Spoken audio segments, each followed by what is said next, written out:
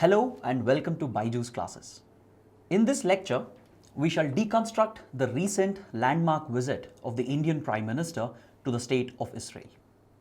In fact, this was the first state visit by an Indian Prime Minister in the last 70 years.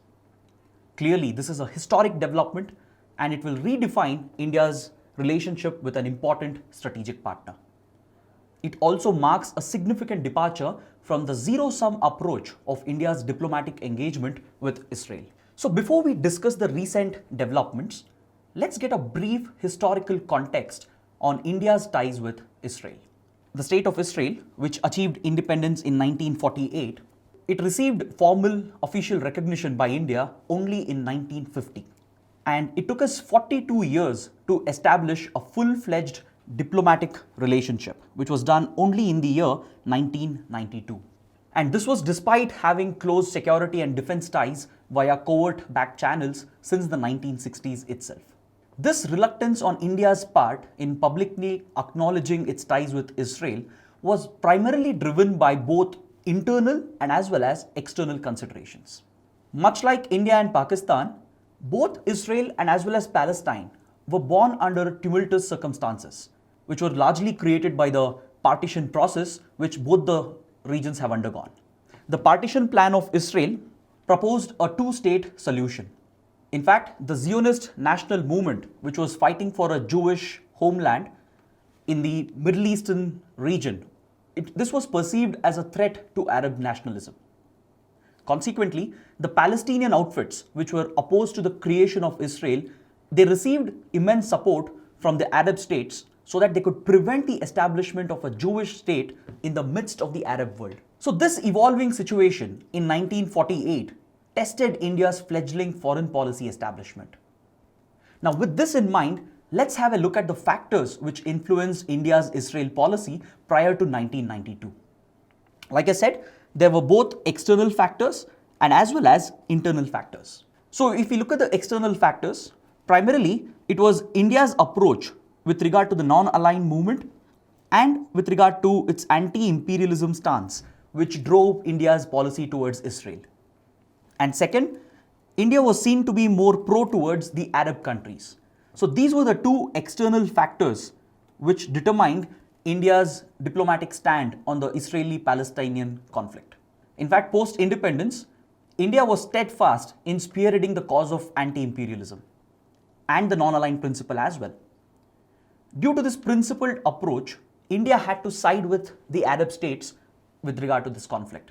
In fact, India was the first non-Arab country to recognize the PLO, the Palestinian Liberation Organization, was officially recognized by India, and India became the first non-Arab country to recognize the PLO. Even though India was in favor of securing the rights of both the Jews and as well as the Palestinians, it was not comfortable in supporting the creation of a state based on religious lines.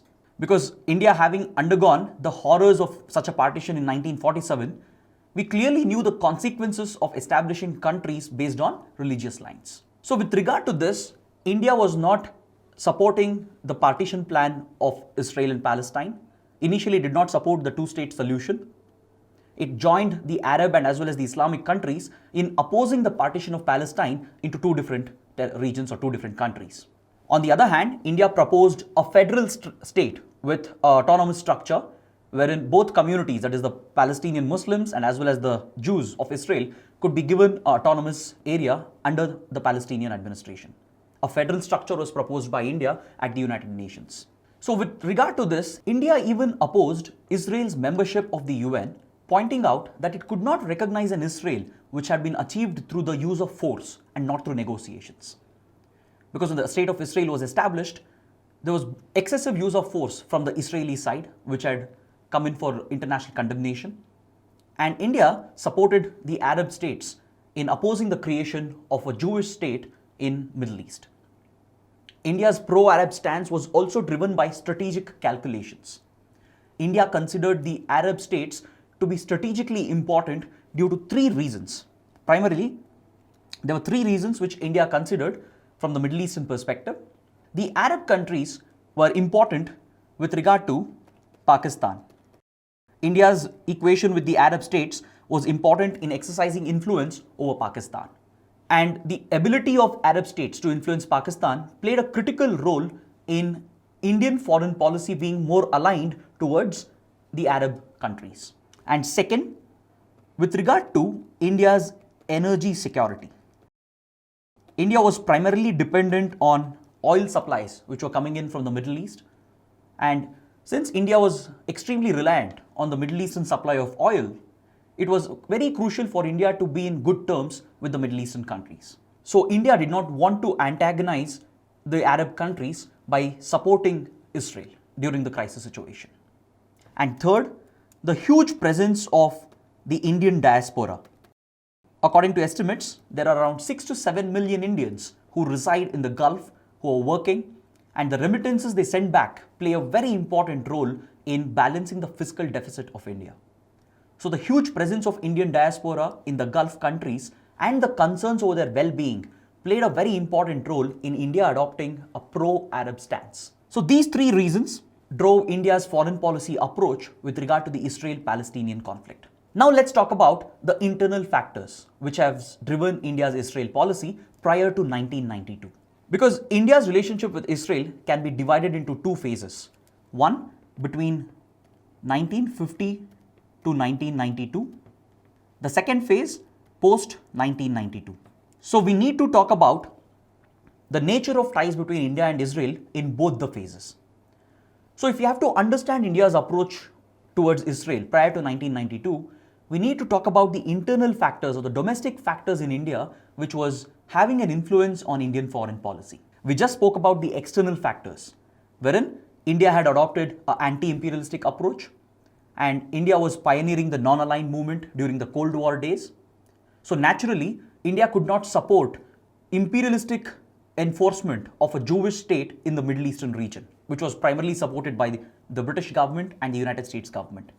And second, India could not support the creation of Israel, which was accused of using excessive force instead of resorting to negotiations. These two external factors played a very important role in India supporting the Arab countries.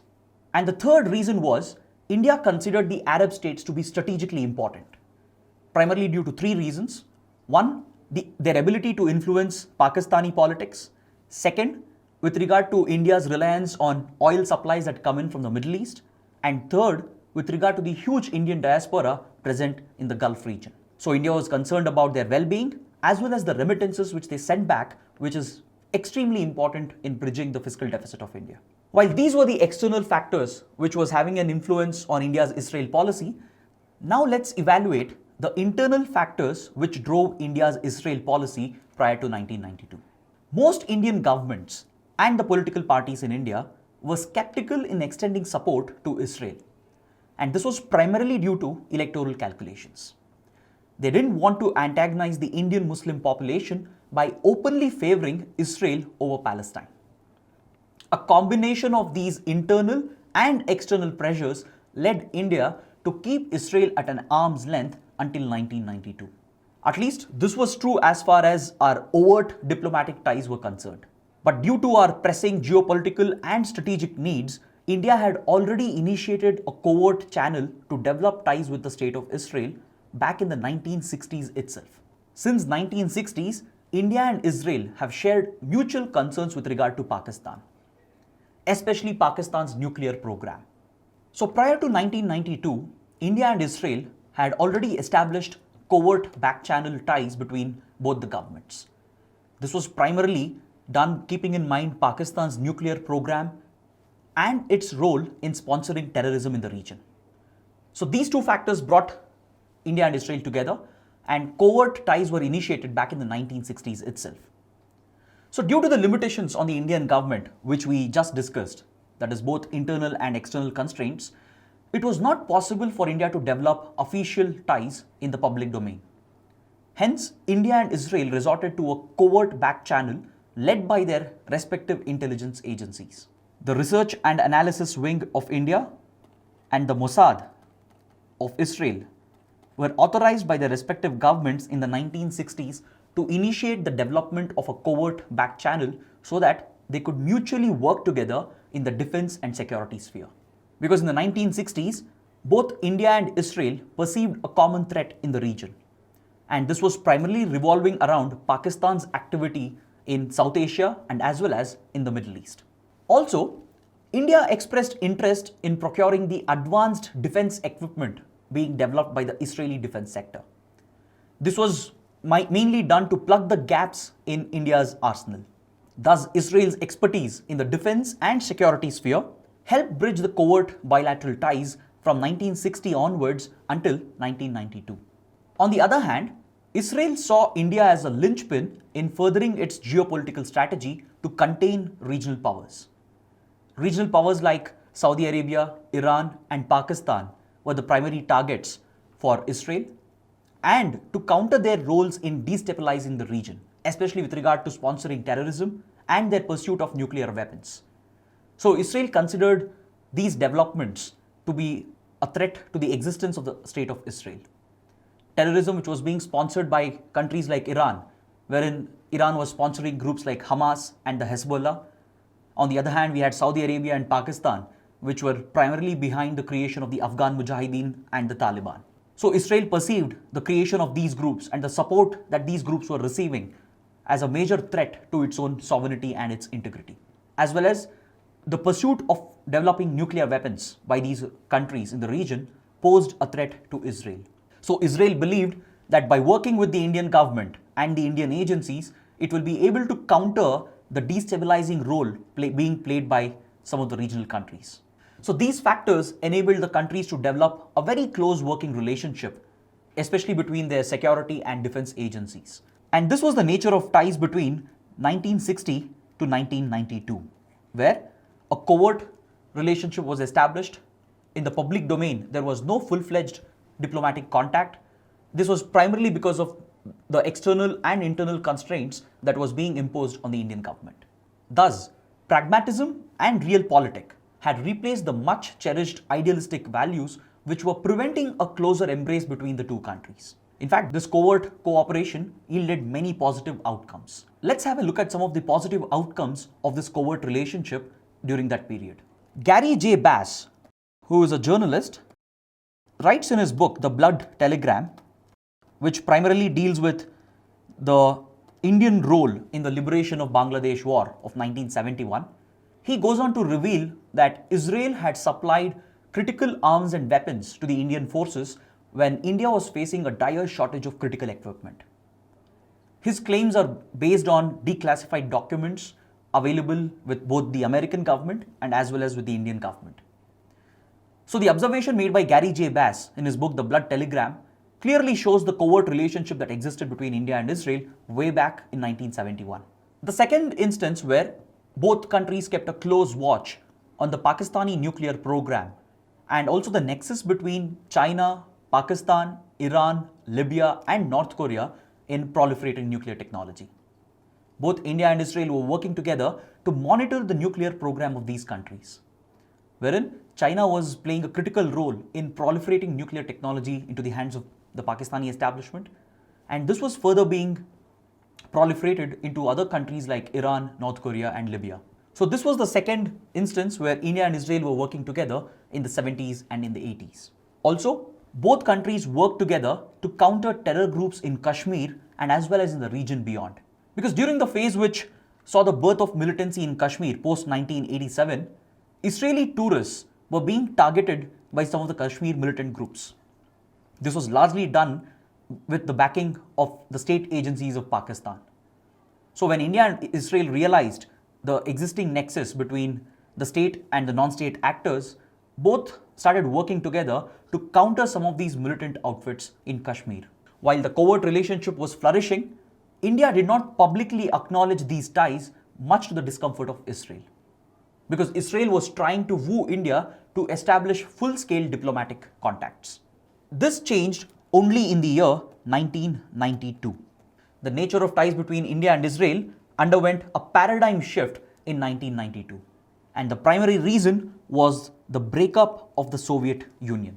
So once the Cold War ended, once the Soviet Union disintegrated, the geopolitical realities had completely undergone a transformation. India had just lost a reliable partner. It was on the lookout for new friends in order to diversify its diplomatic investments. The time was just right for India to engage with Israel publicly for the first time. Until 1992, Israel did not have an embassy in India. There was just a small immigration office which was working out of Mumbai. So the situation in 1992 was just ideal for both countries to establish full-fledged diplomatic ties. Under the Narasimha Rao government in 1992, India finally established the full-fledged diplomatic relations with Israel. Since then, India's ties with Israel has diversified into multiple sectors. Because prior to 1992, our relationship was primarily based on defense and security ties. But post 1992, it is no longer limited to defense and the security sphere, and it has diversified into multiple sectors, especially sectors like agriculture, water management, desalination, cooperation in space technology, cybersecurity, trade, and as well as culture. These are some of the important domains where India and Israel have developed a very close relationship post 1992. Let's briefly talk about some of the important arrangements that we have with Israel in the respective sectors. If we talk about agriculture, we see that geographically Israel is literally located in a desert where there is scarcity of water, the conditions are very harsh. So Israel has managed to overcome these hurdles by developing scientific methods and scientific techniques with regard to farming and as well as harvesting. So Israeli expertise is being used by India and some of the state governments in India to bring the best practices in the field of agriculture to the Indian environment. There are agreements between the government of Karnataka, the government of Rajasthan with the Israeli government where olives are being cultivated in farms. Next, Israel is also a pioneer in the development of drought-resistant crops. It has developed scientific farming techniques and there are a variety of implements which have made Israel one of the leading agricultural industries in the world. So India believes that it stands to gain by working with Israel in the field of agriculture, primarily to capitalize on the drought-resistant crops and the scientific farming techniques which Israel has developed. And with regard to water management and desalination, again, Israel is a global leader. It has set up modern desalination plants which capitalizes on the saline water which is easily available from the Mediterranean Sea and converts it into potable water. So Israel's expertise in desalination and as well as in water management holds a lot of importance for India because India is also facing huge problems with regard to water management. It's facing challenges with regard to addressing the water scarcity issues in the arid and semi-arid regions within India. So India believes its cooperation with Israel, its diplomatic arrangement with Israel will help bring the best practices in the field of water management and as well as in desalination. Next, if we talk about space technology, ISRO and its counterpart in Israel have a very close working relationship. In fact, in the last few years, two satellites known as TechSAR and RISAT have been launched by ISRO. The satellites were primarily developed with Israeli assistance. Both these satellites carry the synthetic aperture radar as a payload, which has a defense application, especially in surveillance and in mapping. And both the space agencies are working on future projects as well, which will bring in convergence in the strategic interests of both the countries. Next, talking about cybersecurity. Israel is a country which is considered as a pioneer in the field of cyber warfare. Its offensive and as well as its defensive capabilities is revered across the world. Its Talpiot program is an elite program which trains cyber warriors. It has churned out cyber graduates who carry out offensive and defensive operations as far as Israel's cyber command is concerned. It has a clearly established cyber command structure, and the workforce for the cyber command structure is coming in from the Talpiot program. In fact, the Stuxnet virus, which was believed to be of Israeli origin, which crippled the Iranian nuclear program, is attributed to the Talpiot program. So India, which has recently come out with a National Cybersecurity Act and which plans to increase the human resource available in the field of cyber security, it can work with the Israeli armed forces, the Israeli defense forces, and it can learn from the Talpiot program to bring the best practices in the field of cyber warfare and cybersecurity into the Indian domain. Even with regard to trade, trade is flourishing between both the countries since 1992. Primarily, diamonds is one of the critical exports from India. Diamond polishing is a very important industry of cooperation between India and Israel. Then we also have information technology and pharmaceuticals, which has led to a flourishing trade relationship between India and Israel. And if we talk about culture, especially people-to-people contacts, there are many instances to show that both the countries have a very close cultural bond. In fact, Indian origin Jewish immigrants can be found in Israel in quite large numbers. The Indian Prime Minister, during his visit, interacted with these immigrants. He interacted with the Indian community. On the other hand, we have Jewish population which is settled in many regions in India. The Malabar Jews who reside in the Malabar coast are believed to have migrated from Israel to India in the ancient days, during the King Solomon days. We also find Jews who have migrated from Israel in Maharashtra and in Goa as well. And more recently, in northeastern part of India, there are many tribes who are adopting Judaism as a religion. So this clearly shows the increasing bond between the societies of both the countries. Because in diplomacy, people-to-people contacts is a very important area which will bring the two governments closer as well. When people-to-people contacts are flourishing, it acts as an influence on both the governments to maintain good contacts. Talking further about cultural ties between India and Israel, we can see that yoga and Indian movies especially are extremely popular in Israel. So this is an avenue where India is projecting its soft power in the region. India is capitalizing on its soft power potential to develop good relations with the state of Israel. So we can say that post 1992, India and Israel have diversified their contacts into multiple sectors. It's no longer reliant primarily on defense and security ties. Many other sectors like agriculture, water management, culture, trade, and even space and cybersecurity cooperation have come to occupy the center stage. Defense and security ties still continues to be the fulcrum of the relationship. Post 1992, Israel has assisted India in rapidly reinforcing its security posture. It was one of the very few countries which did not condemn the Pokhran II nuclear explosions. And it understood India's strategic need to develop nuclear weapons. Also, during the Kargil conflict, Israel provided India with laser-guided bomb kits, which were mated with the Indian Air Force fighter aircrafts, and this played a crucial role in destroying enemy defenses during the Kargil conflict. Also during Operation Parakram, which India initiated as a response to the parliament attacks, Israel provided critical arms and weapons to reinforce India's gaps in its defense infrastructure. And more recently, terror attacks like 26/11, which targeted Israeli interests in India, have further brought the two countries closer in developing a very close intelligence sharing and cooperation arrangement. Indian security forces regularly undergo training in Israel, and this helps in capacity building of the Indian forces. Since Israel too faces multiple challenges, especially with regard to border conflicts and insurgency, both the countries stand to gain by working together. In fact, RAW and IB, which are the external and internal intelligence agencies of India, have developed very close working relationship with their respective counterparts, that is Mossad and the Shin Bet. And this arrangement has brought the security ties between two countries extremely close.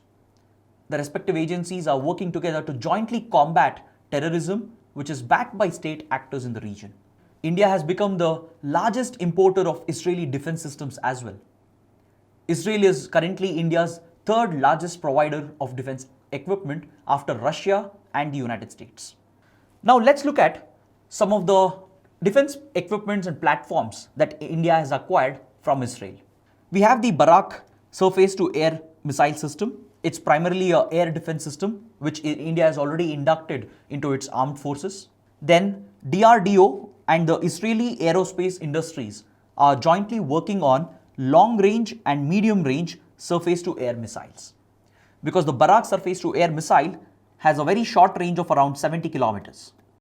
So currently, both the departments or both the agencies are working on developing a long range and a medium range surface to air missile for both the defense forces. Next, we have Falcon AWACS, which is an airborne early warning system which has been inducted into the Indian Air Force. Then Israel is also a leader in the field of developing unmanned aerial vehicles or UAVs. So India has clearly set its eyes on the drones that are being developed in Israel. We have already inducted the Heron and the Searcher into our armed forces.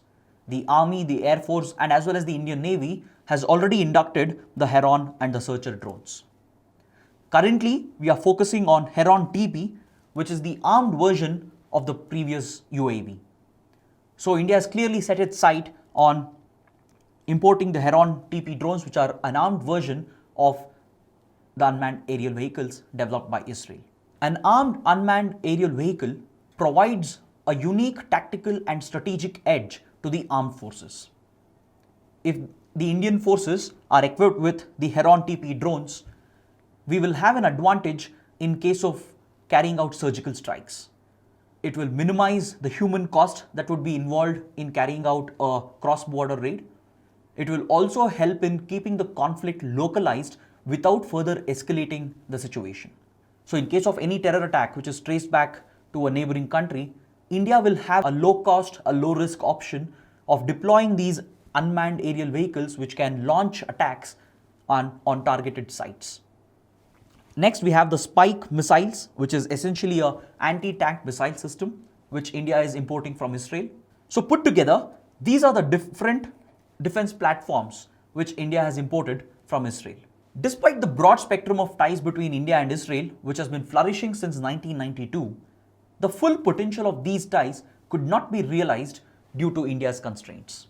The external and the internal constraints that we discussed, it had a hangover even post 1992. In fact, successive governments have been mindful of three factors. One, with regard to domestic electoral considerations. Second, with regard to India's principled approach over the plight of the Palestinian population. And third, India did not want to antagonize the Arab powers like Iran and Saudi Arabia. So these external and internal constraints had a hangover even post 1992, even after we had established full-fledged diplomatic contacts with Israel. So this has curtailed India in engaging with Israel at the highest levels. This was the reason why an Indian Prime Minister could not visit Israel in the last 70 years. Even after the establishment of full-fledged diplomatic ties, the conditions were not feasible for an Indian Prime Minister to visit Israel. As a result, India has consistently equated Israel and Palestine. This can be brought out by the fact that any visit to Israel by a prominent Indian leader post 1992, including the recent presidential visit in 2015, it was accompanied by a follow-up visit to Palestine. So whenever an Indian leader visits Israel, it was almost an established convention that he would also have a follow-up visit immediately to Palestine, just to assure the Palestinian population and the Palestinian political outfits. Also, India has consistently voted against Israel at many international organizations, including the UNHRC and the UNESCO. Israel is regularly brought up at the UN Human Rights Commission for violation of human rights. India has consistently voted against the government of Israel. With regard to UNESCO, when Palestine was supposed to be included as a member, India voted for the resolution which angered the Israeli government.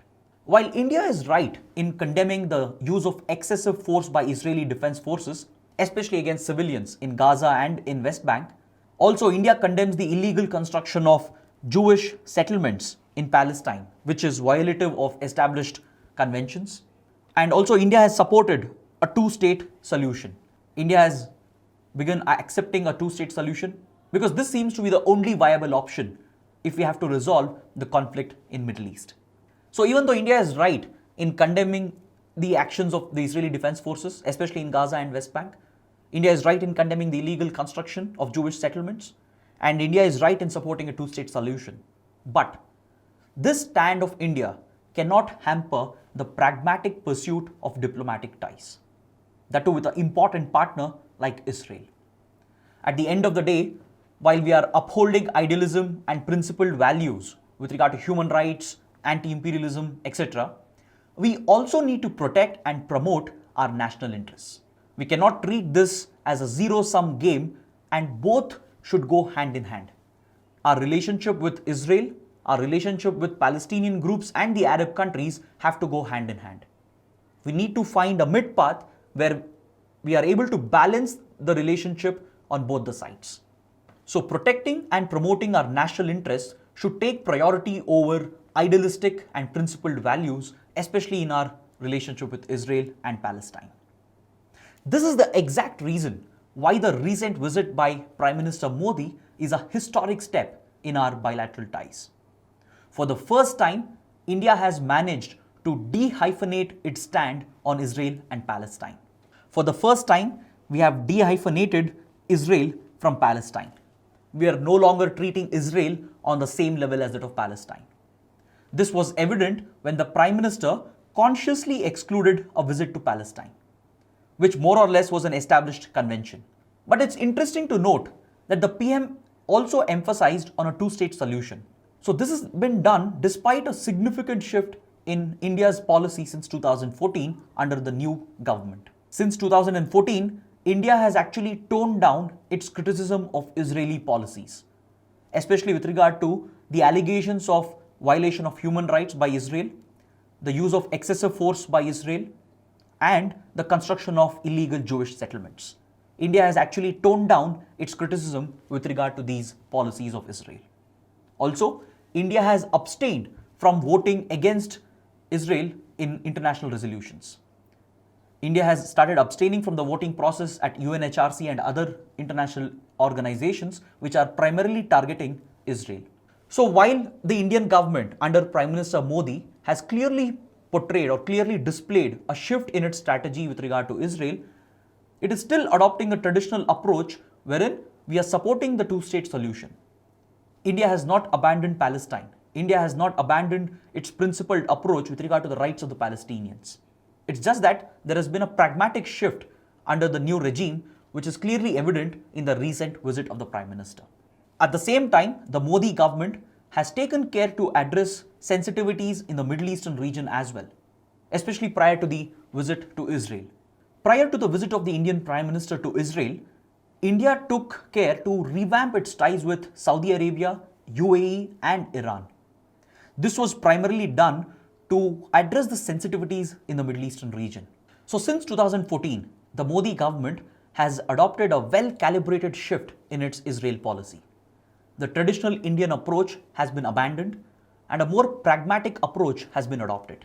So in order to ensure this transition, the new government has taken enough measures to address the concerns of Middle Eastern countries, especially Saudi Arabia, Iran and UAE, by revamping our ties with these countries. And even the Palestinian government has been given enough attention. We have recently hosted the Palestinian president. So this balancing act being played out by India with regard to its Israel and Palestinian policy clearly showcases a pragmatic approach in dealing with such a complicated region. But there are a few pitfalls for India as well. India needs to watch out with regard to certain developments, especially the recent statements by the supreme leader of Iran. Ayatollah Khamenei has commented on Kashmir and equated Kashmir with other conflict-ridden regions like Yemen and Syria. Also, the Organization of Islamic Conference, which is a grouping of Islamic countries across the world, regularly the Kashmir dispute is highlighted at the OIC conference.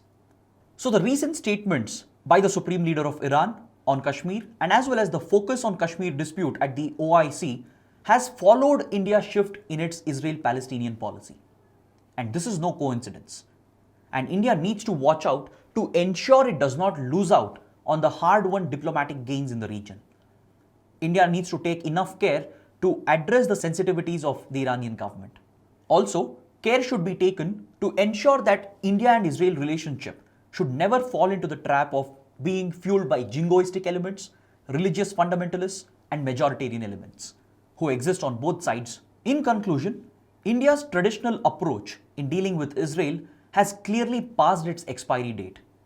where India was hesitant in acknowledging its full-fledged ties with Israel publicly. Now we have actually done well to move away from this outdated approach. Going forward, India should learn to balance its ties with Israel and the Gulf countries, while we are upholding the Palestinian cause. So India needs to fine-tune this approach, wherein we are able to balance our considerations, our concerns with Israel, with the Gulf countries, and as well as with the Palestinian cause. So India needs to fine-tune this approach of playing the balancing role in the Middle Eastern region. So this concludes the lecture with regard to India and Israel's relationship. Thanks for listening.